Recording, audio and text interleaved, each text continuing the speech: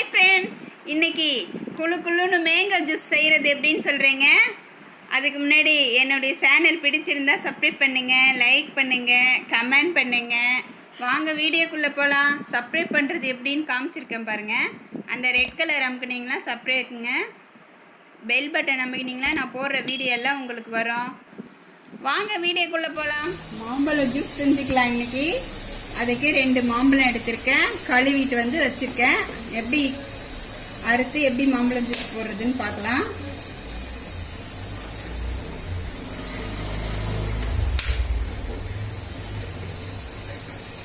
Cut பண்ணிக்கலாம்.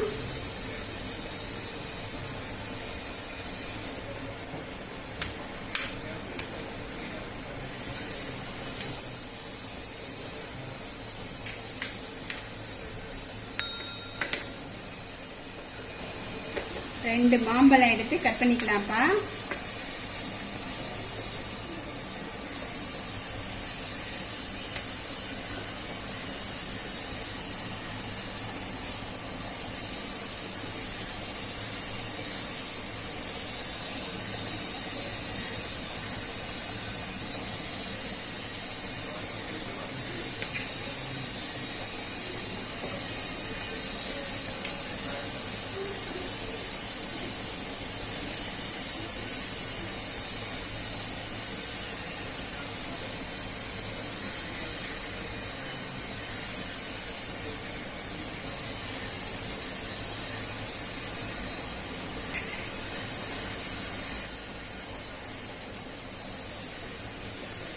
மிக்சியில் போட்டு அடிச்சிட்டு வந்துடலாம். ஒரு மிக்சி ஜார் எடுத்து வச்சுக்கலாம். நம்ம அரிஞ்சு வச்ச மாம்பழத்தை இதில் சேர்த்துக்கலாம்ப்பா.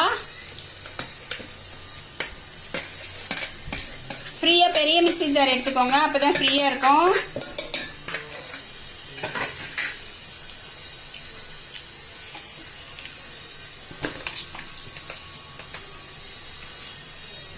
மிக்சி ஜாரில் பழம் சேர்த்துக்கணும். இப்போ சர்க்கரை போட்டுக்கலாம். அதுக்கு தேவையான அளவு சர்க்கரை போட்டுக்கலாம். நான் 100 கிராம் சர்க்கரை போட்டுக்கிறேன் 2 மாம்பழத்துக்கு. நீங்கள் உங்களுக்கு தேவையான அளவு கம்மி வேணும்னா கம்மி போட்டுக்கோங்க. இதை மிக்சியில் அடிச்சுக்கலாம். நம்ம இப்போ மிக்சியில் போட்டு பாருங்க, இந்த பதத்துக்கு அடிச்சுக்கணும். இப்போ நம்ம பால் சேர்த்துக்கலாம். பால் நானே சுட வச்சு ஆற வச்சிருக்கிறேன், ஜில்லுன்ட்டு வச்சிருக்கேன். அந்த பால் சேர்த்துக்கிறேன். 2 பழத்துக்கு 200 கிராம் பால் சேர்த்துக்கிறேன். 2 பழத்துக்கு